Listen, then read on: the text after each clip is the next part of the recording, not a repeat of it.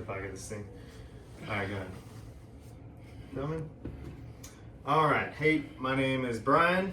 I am a Special Forces Medical Sergeant here at 10th Special Forces Group, and we are going to talk about pelvic injuries and an improvised pelvic binder, because I feel like that's something that just doesn't get hit on very much. So, here we have Eric. He's been my patient many times before.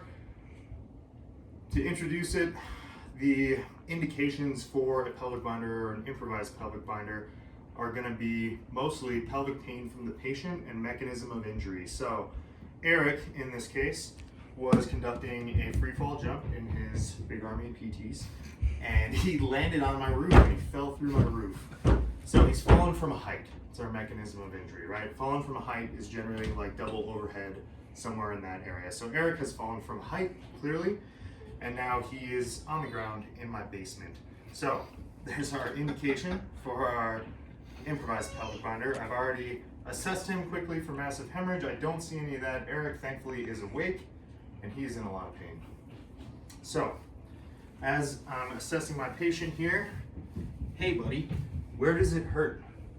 Down here. Down here, oh boy, okay. All right, so what is taught a lot of times is to check for pelvic stability by closing and opening the book. Eric already told me it hurt there, so I'm not actually gonna do that if this was my patient. So Eric says, ow, my pelvis hurts, and he's fallen from a height. So, direct indication, he is due for a pelvic binder. So, we've got no real equipment on us in this scenario since he's in my basement, except this handy pair of trauma shears. So first, the location for pelvic binder placement. A lot of people will find the hips and put it around the hips. This is incorrect. You're looking for the greater trochanters. These protrusions from the head of the femur right up here, that is going to be the location for centering your pelvic binder. So, on my buddy here, I'm going to find that general area. We got the greater trochanters. They're going to be right here. They're lower than you think. So that's going to be our location. To improvise a pelvic binder, all I'm going to do is cut the pants and then tie it just like this. The final step to that would be securing the feet together, which we'll go over in just a second. But since I don't have a SAM pelvic binder or a SAM tourniquet of any kind, we're going to use what we got. We're going to use his pants. Hey, does it hurt anywhere else, Eric? Nope. Thank God. I don't think so. All right, like I said, we've already assessed Eric for massive hemorrhage.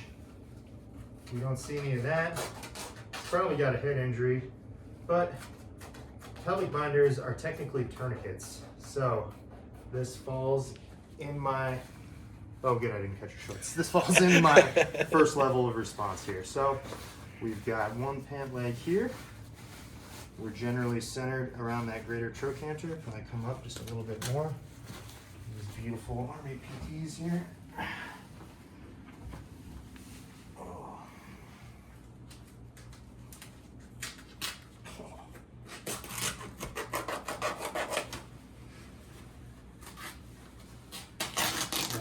These actual clothes. Cool. All right, and we've got, being very careful not to over manipulate our patient here. We've got our other one here. So if I had a buddy around, I would have them stabilize his legs for me. I do not. So we're gonna make sure we're right in that area, greater trochanters, cool. And we're gonna go ahead and crank this thing nice and tight. Hurts.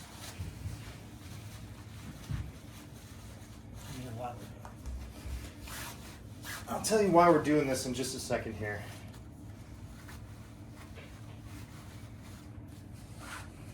There we go. All right. So we're gonna get this thing nice and tight. In hospitals, when they need to do this, they actually just use bed sheets.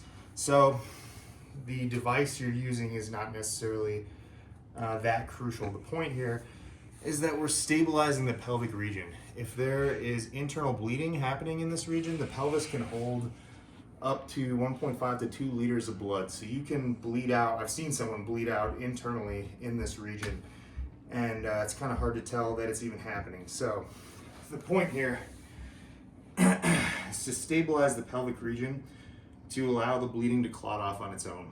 Whether or not this actually happens, hard to say, but stabilizing the region is better than leaving it shattered and moving around, because if an artery, say the inguinal or femoral, was not severed before, it easily could by manipulation of the pelvic bones. So we've stabilized here.